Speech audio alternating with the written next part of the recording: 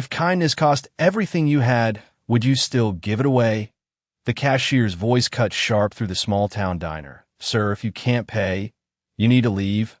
A few quiet chuckles followed. Forks paused midair, eyes drifting toward the man in the worn denim jacket, standing beside a little girl clutching his sleeve. Daniel Brooks didn't raise his voice, didn't argue. He simply nodded once, calm, steady, like a man who had long ago learned that dignity doesn't shout. "It's okay, Dad," his daughter whispered, though her eyes lingered on the plate of food sitting just out of reach. And then it happened, a small movement near the door. A girl no older than 8, thin, quiet, standing there like she wasn't sure she was allowed to exist in a place like this, her shoes dusty, her hands folded tight, her eyes not begging, just watching. Daniel followed her gaze, then looked back at the single $5 bill in his hand, then at his daughter. 3 seconds stretched longer than they should have, Dad. "I'm hungry," she said softly. He exhaled slowly, the hum of fluorescent lights buzzing overhead, the low murmur of the diner fading into something distant. "I know," he replied, voice warm, steady. "So is she." He stepped forward, placed the bill on the counter. "One meal," he said, but when the plate came, he didn't turn back to his own table. He walked straight to the girl by the door and knelt slightly, bringing himself to her level. "Hey," he said gently, "you look like you could use this. More than we can." The girl hesitated, her eyes flickering between the food and his face, like she was trying to understand something she'd never been given before.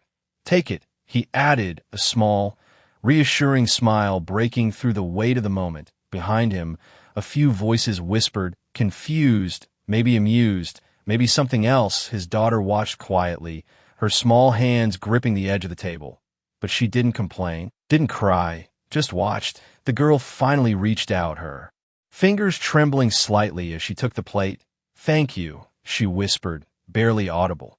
And then, almost as if it mattered more than the food itself, she looked up at him and said, "My mom will find you." Daniel blinked once, surprised, but before he could respond, she turned and slipped out. The door into the cool afternoon light, the bell above it chiming softly. The room settled again, but something had shifted. The laughter was gone, replaced by a quiet that felt heavier than before. Daniel returned to the table, sat beside his daughter, and for a moment neither of them spoke. Then she leaned her head against his arm and whispered, "It's okay, Dad." And he smiled, not because things were easy, not because he had enough, but because somewhere deep down, he believed that kindness, even when it cost you everything, never truly left you empty. And in that quiet little diner, under flickering lights and watchful eyes, no one knew yet that the smallest act they had just witnessed was about to change everything. The bell above the diner door had barely stopped ringing before the whispers began again, softer this time, less amused, more uncertain. Daniel Brooks sat quietly with his daughter, the empty space on their table louder than any laughter had been minutes before. "Dad, are you sure she will be okay?" his daughter asked, her voice small but steady. Daniel looked toward the door where the girl had disappeared, then back at her. "I think she will be," he said gently, though he had no way of knowing. Outside, the late afternoon sun stretched long shadows across the cracked pavement, and inside, the smell of coffee and fried food lingered like something unfinished. Daniel reached for his jacket, worn at the elbows, familiar like a second skin. "Come on," he said. Softly, "We should get home." The cashier did not stop him this time, did not say a word, just watched as he walked out with quiet dignity, like the room had forgotten how to judge him. The air outside felt cooler, cleaner. His daughter slipped her hand into his. "I was not that hungry anyway," she whispered, trying to be brave in the way only children can. Daniel smiled faintly, not because he believed her, but because he understood her. "I know," he said, squeezing her hand once they walked the 2 blocks back to their small apartment, a place that had seen better days but still held warmth in its walls. Inside, the silence greeted them like an old friend. Daniel set his keys down on the chipped wooden table, the faint ticking of a wall clock filling the room. He opened the refrigerator, paused, then closed it again without taking anything out. "How about some cocoa?" he offered, his voice light, steady. She nodded, climbing onto the chair like she had done 1,000 times before. The kettle hummed softly on the stove, steam rising in thin curls. Daniel leaned against the counter, his eyes distant for just a moment. Not regret, not doubt, just a quiet reflection. The kind that comes when a man gives more than he has and chooses not to question it. Dad, she said again, stirring her cup slowly. Why did you give her the food? He turned to her, the warm light catching the tired lines in his face. Because sometimes, he said, choosing each word carefully, doing the right thing is not about what you have left. It is about what you choose to give. She nodded slowly, as if trying to understand something bigger than her years outside. A car passed, then another. The ordinary rhythm of life continuing without pause, but somewhere beyond their small apartment, beyond the quiet street and the fading daylight, something had already begun to move, something neither of them could see yet. Back in the diner, the same table sat empty. The same plate had been cleared away, but the silence that lingered there was different now. Heavier, like a question no one could quite answer.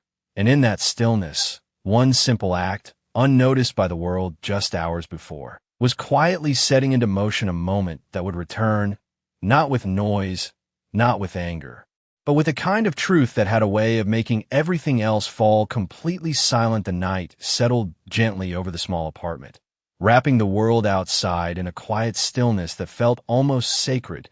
Daniel sat at the edge of his daughter's bed as she drifted to sleep, her breathing slow and even, one small hand still curled around the edge of her blanket like she was holding on to something unseen. "Good night, sweetheart," he whispered, brushing a loose strand of hair from her forehead. She did not answer, but her lips curved faintly, as if somewhere in her dreams she understood more than she could say. Daniel lingered for a moment, watching her, then stood and stepped into the narrow hallway, the floor creaking softly beneath his weight. In the kitchen, the empty mug still sat by the sink, a faint ring of cocoa left behind. He rinsed it slowly, methodically, like a man who found peace in small routines. Outside, a distant engine hummed, then faded, the world continuing as it always did. Unaware of the quiet choices made inside small homes like his, Daniel turned off the kitchen light and moved toward the window, resting his hand lightly against the frame. His reflection stared back at him, older than he felt, more tired than he admitted, but steady, always steady. He did not think about the money he did not have, or the meal he had given away, not in regret, not in doubt, just in acceptance, because somewhere deep inside, he believed that kindness did not need witnesses to matter.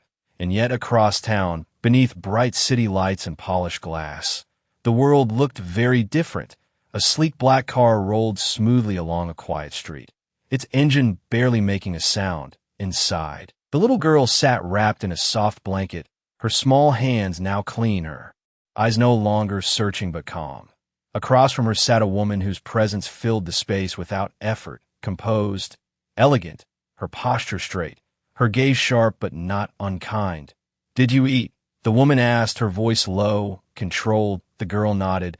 "A man gave me his food," she said simply. The woman's expression shifted, not dramatically, but enough, a flicker of something deeper passing through her eyes. "What man?" she asked. The girl looked down at her hands, then back up. "He had kind eyes," she said, "and he gave me everything even though he had almost nothing." The car continued moving, the city lights reflecting softly across the glass. The woman leaned back slightly, her fingers resting against her chin as she processed the words, not as a story, not as coincidence, but as something deliberate, something rare. "Did he ask for anything?" she asked. The girl shook her head. "No, he just smiled." Silence followed. Not empty, but full, like a decision forming in real time. The woman turned her gaze toward the passing streets, her voice quieter now, almost to herself. "Find him," she said, not with urgency, not with anger, but with certainty. The driver nodded once. "Yes, ma'am."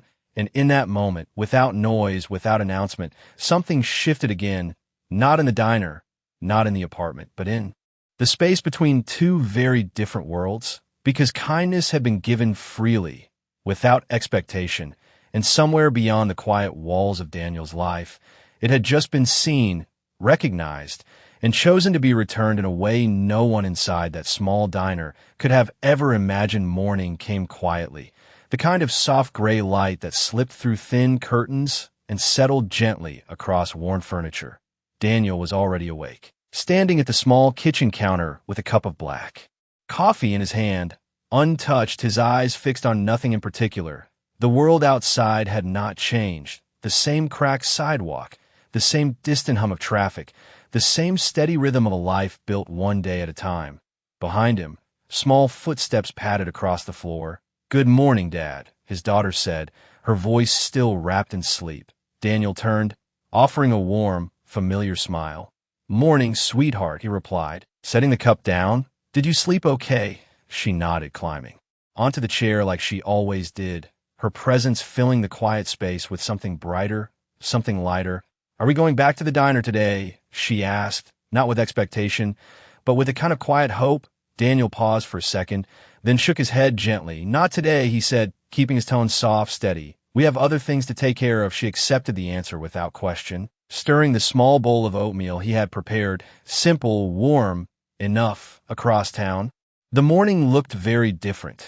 Sunlight reflected off glass towers and polished steel. Inside a high-rise office, the woman from the night before stood by a wide window overlooking the city, her posture composed, her presence calm, but commanding. Victoria Carter did not rush decisions. She did not act on impulse. But this was not impulse. This was clarity. "Did you find him?" she asked without turning, her voice measured, precise. Behind her, a man in a tailored suit checked a tablet. "We traced the location to a small diner on Maple Street," he said. "The staff confirmed the description, mid-30s, single father, works nearby." Victoria remained still, her gaze fixed on the city below. "Name?" she asked. "Daniel Brooks," the man replied, and for a brief moment, the name settled in the air like something significant, not because of status, not because of power, but because of what it now represented. Victoria turned slowly, her expression unreadable but focused. "Have the car ready," she said. "We are going there." Back in the apartment, Daniel buttoned his worn shirt, adjusting the collar with quiet precision. His daughter stood near the door, slipping on her shoes. "Are you going to work?" she asked. He nodded, grabbing his keys from the table. "Just a regular day," he said, almost to himself. Outside, the air carried a faint chill, the kind that woke you up without warning. They stepped onto the sidewalk together, her small hand finding his again, a silent habit neither of them questioned. Down the street, life moved as it always did, neighbors passing by, cars rolling slowly. Nothing unusual, nothing different. And yet a few blocks away, something had already begun to change. The low hum of a powerful engine approached, smooth, controlled, unfamiliar in a place like this. Daniel did not notice it at first. He was focused on locking the door, on making sure his daughter was warm enough, on the ordinary details that shaped his world. But as he turned, as the sound grew closer, something shifted in the air, subtle, almost invisible, like the quiet before a moment that would not ask for attention, but would take it anyway. And in that still, ordinary morning, two very different paths, one built on quiet sacrifice, the other on power and precision, were about to meet in a way that would leave no room for doubt, no room for misunderstanding, only truth. And the kind of silence that follows when it finally arrives. The sound came first, low and unfamiliar, the smooth hum of an engine that did not belong on a street like this.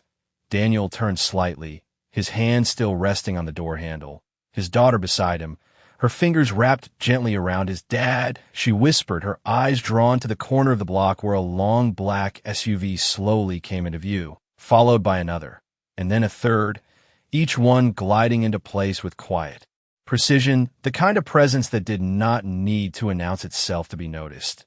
Daniel frowned slightly, not in fear, not in confusion, just in quiet curiosity. "Stay close," he said softly, his voice calm, steady.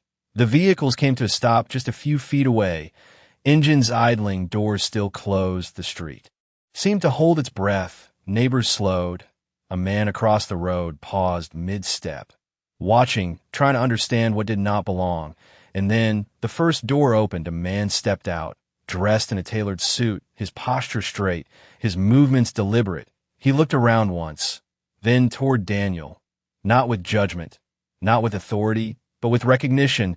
"Mr. Brooks," he said, his voice respectful, measured. Daniel blinked once, surprised but composed. "Yes," he replied, his tone even. The man nodded slightly, stepping aside.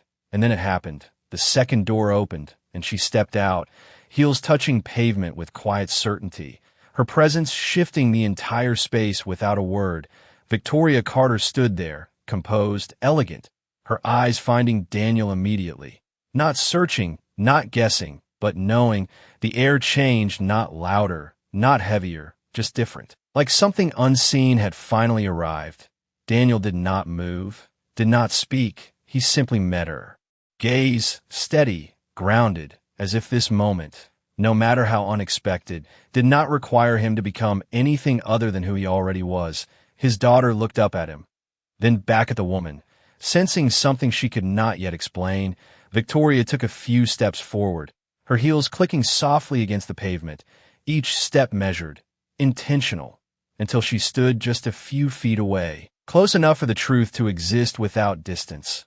She looked at him for a long second, not cold, not warm, just certain, and then she spoke. "You gave her your last meal." Her voice was calm, controlled, but beneath it was something deeper, something real. Daniel did not answer right away, not because he did not have words, but because he did not feel the need to defend something that had never been a transaction. She needed it. He said simply, his tone quiet, unwavering. A brief silence followed, not empty, but full, like the space between question and understanding. Behind her, the men in suits stood still. The engines hummed softly. The street remained frozen in quiet observation. Victoria's expression shifted, almost imperceptibly, the sharp edge of authority softening into something more human, more present. She glanced down briefly at the little girl beside him, then back at Daniel. "She told me about you," she said, and for the first time, her voice carried something unguarded. "She said you had kind eyes." Daniel exhaled slowly, not uncomfortable, not proud, just present. And in that moment, nothing about his worn jacket, his small apartment, or his quiet life seemed small anymore, because standing in front of him was a world built on power and precision. And yet it had come to him, not because of status, not because of wealth, but because of one simple choice, made in silence, without expectation. And now, as the morning light settled across the street, and every eye quietly watched, the truth stood between them, clear, undeniable, and impossible to ignore. The words settled into the air like something heavier than sound. And for a moment no one moved, not the neighbors watching from across the street, not the men standing beside the vehicles, not even Daniel, who simply stood there with the same quiet steadiness that had brought him to this moment in the first place. Victoria held his gaze a second longer, then took one slow breath, as if choosing her next words carefully. "People like me," she began, her voice calm, measured. "We are surrounded by those who give when they expect something in return." She paused, the faint morning light catching the edge of her expression. "But you did not even ask her name." Daniel shifted slightly, his hand resting gently on his daughter's shoulder, grounding himself in something real, something simple. "She was hungry," he said again, not repeating himself, but reaffirming what mattered. 3 words, nothing more. And yet they carried a weight that did not need explanation. Victoria nodded once, slowly, as if confirming something she already knew but needed to hear spoken aloud. Behind her, one of the men stepped forward slightly, holding a tablet, but she raised her hand without looking, stopping him instantly. This was not a transaction, not a business meeting, not something to be processed or documented. This was something else entirely, something that did not fit into contracts or numbers. She took another step closer, her voice softer now. "Do you know who I am?" she asked, not out of pride, not to impress, but to understand how he would respond. Daniel looked at her, then shook his head gently. "No, ma'am," he said, respectful, but unchanged. And in that moment, something shifted again, subtle, but undeniable, because there was no recognition in his eyes, no calculation, No sudden change in posture or tone, just the same man, who had stood in a diner and given away his last meal without hesitation. Victoria studied him for a brief second, then spoke. "My name is Victoria Carter," she said, the name hanging in the air like something that usually carried weight, influence, power, the kind of name that opened doors and changed conversations. But here, on this quiet street, it landed differently. Daniel nodded once, acknowledging it, but nothing more, and that was when the silence deepened.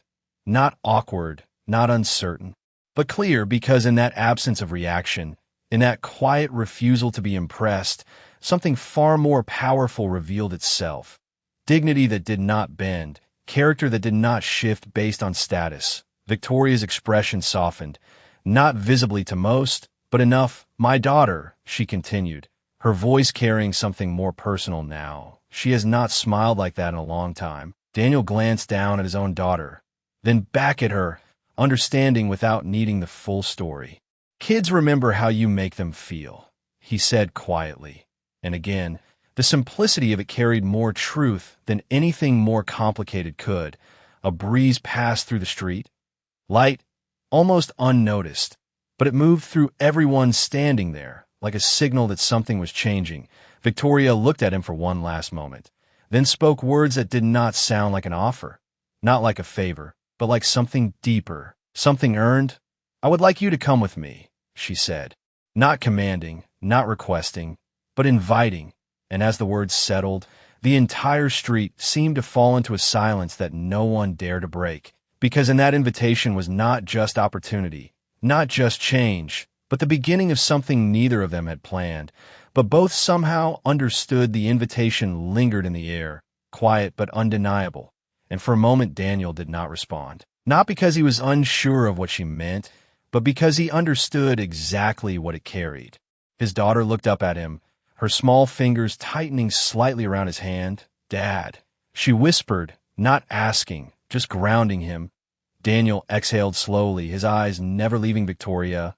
"Ma'am," he began, his voice calm, respectful. "I appreciate that, but I have work." 3 simple words, steady, unshaken, the kind that did not bend under pressure. A few of the men behind her shifted slightly, surprised, perhaps expecting something else, something quicker, something more eager. But Daniel did not move, did not step forward, did not change. Victoria watched him closely, not offended, not impatient, just observing, as if this response confirmed something deeper than agreement ever could. "What kind of work?" she asked, her tone softer now, less formal, more curious. Daniel glanced briefly down the street, then back at her. "I fix things," he said. "Cars mostly, whatever people need." He paused for a second, then added quietly, "It is honest." And again, silence followed, not empty, but full of meaning. Victoria nodded once, slowly, as if weighing not the job, but the man behind it. His daughter stepped slightly closer to him, peeking out from behind his arm, her eyes moving between the woman and the cars and the people who did not belong to her world. Victoria noticed her then, really noticed her, and her expression softened just enough to reveal something unguarded. "What is your name?" she asked gently, lowering herself slightly so her presence did not feel so distant. "Emily," the girl replied, her voice quiet but clear. Victoria smiled faintly, a real smile this time. Not practiced, not measured, just human. "That is a beautiful name," she said, then looked back at Daniel. "I am not asking you to leave your life," she continued, choosing her words carefully. "I am asking you to let me be part of it." The statement settled differently, not as an offer of escape, not as a replacement, but as something that respected what he had already built. Daniel's gaze softened slightly, just for a moment, not in weakness, but in understanding. He looked down at Emily, then back at Victoria. "Why?" he asked simply, not skeptical, not defensive, just honest. Victoria took a breath, her eyes steady. "Because kindness like that does not belong to chance," she said quietly, "and I do not ignore what matters." The breeze moved again, light but present, carrying with it a stillness that wrapped around the 3 of them. The street no longer felt like a place of curiosity, but like a space holding something significant. Daniel nodded once, slowly, not agreeing, not refusing, just acknowledging the truth in what she said. I will not take charity, he added, his tone firm but calm. Victoria's response came without hesitation. Then do not, she said, her voice steady. This is not charity. She paused, then added, softer, this is respect.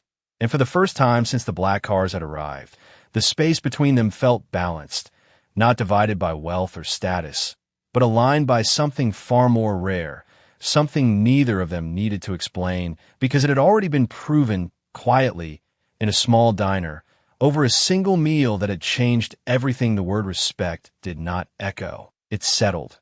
And for a moment no one moved, not because they were unsure, but because something deeper had already been understood. Daniel stood there, steady as ever, his hand resting lightly on Emily's shoulder, his eyes calm, grounded. Respect goes both ways, he said quietly, not challenging, not yielding, just stating truth. Victoria held his gaze and nodded once, slowly, as if that single sentence carried more value than any agreement she had ever signed. Behind her, one of the men stepped forward again, this time placing a small folder in her hand. She took it without looking, then extended it toward Daniel. This is not an offer, she said, her voice even.